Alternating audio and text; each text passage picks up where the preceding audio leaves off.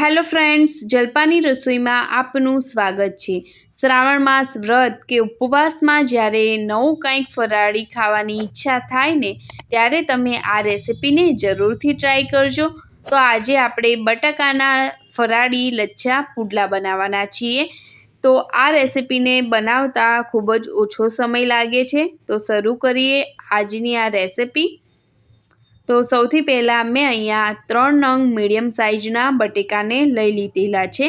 હવે આપણે બટેકાની છાલને કાઢી દેવાની છે। તો હું ત્રણેય બટેકાની છાલને કાઢી દઈશ। તો આ પુડલા એકદમ ઓછા તેલમાં તૈયાર થઈ જાય છે અને ખૂબ જ ટેસ્ટી લાગે છે। તો આ રેસિપી તમે જરૂરથી ટ્રાય કરજો। એકવાર બનાવશો તો જરૂરથી બીજી વાર તમે બનાવશો જ। તો અહીંયા મેં બધા જ બટેકાની છાલને કાઢી દીધેલી છે। હવે પછી આપણે બટાકાની છીણ કરવાની છે। તો એની માટે મેં અહીંયા ખમણી લીધેલી છે। તો મોટી જાળીની જે ખમણી આવે છે તે લીધેલી છે। તો મોટી જાળીની જે ખમણી છે એનાથી જ આપણે બટેકાને છીણી લઈશું। તો ત્રણેય બટેકાને હું આવી રીતે છીણી લઈશ। તો અહીંયા ત્રણેય બટેકાની છીણ તૈયાર થઈ ગઈ છે। તો તમે જોઈ શકો છો કે એકદમ સરસ એવા બટેકા છીણીને તૈયાર થઈ ગયા છે।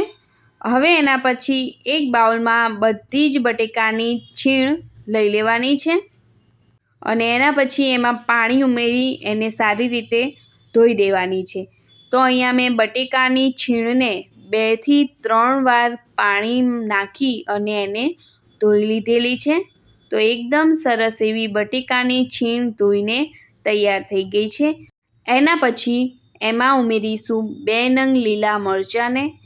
એના પછી લીલી સમારેલી કોથમીરને એડ કરશું। 1 ચમચી મરીનો પાવડર એડ કરી દેવાનો અને એના પછી સ્વાદ મુજબ મીઠું ઉમેરી દઈશું અને હાથની મદદથી બધું જ મિક્સ કરી દેવાનું છે। લીલા મરચાં અહીંયા તમે તમારી તીખાશ પ્રમાણે લઈ શકો છો। આમાં મેં બીજા કોઈ જ મસાલા યુઝ નથી કર્યા। જો તમારે લાલ મરચું એડ કરવું હોય તો તમે એડ કરી શકો છો। તો એકદમ સરસ એવી છીણ બધા જ મસાલામાં મિક્સ થઈ ગઈ છે અને પુડલા માટે રેડી છે। એના પછી નોનસ્ટિક તવી ગરમ કરી દેવાની। એના ઉપર થોડું તેલ લગાવી દઈશું અને એના પછી હાથ વડે જ આપણે પુડલાને બનાવવાના છે। તો એની માટે આપણે છીણને નોનસ્ટિક તવીમાં લઈ આવી રીતે હાથ વડે પુડલાના શેપમાં એટલે કે રાઉન્ડ શેપમાં ફેલાવી દેવાના છે।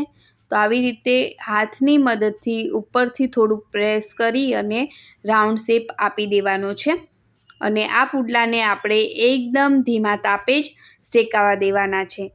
જો એકદમ ધીમા તાપે શેકાશે તો પુડલા એકદમ ક્રિસ્પી અને ટેસ્ટી બનશે અને ઉપરથી થોડું તેલ નાખી દેવાનું અને પુડલાને થવા દેવાનો છે।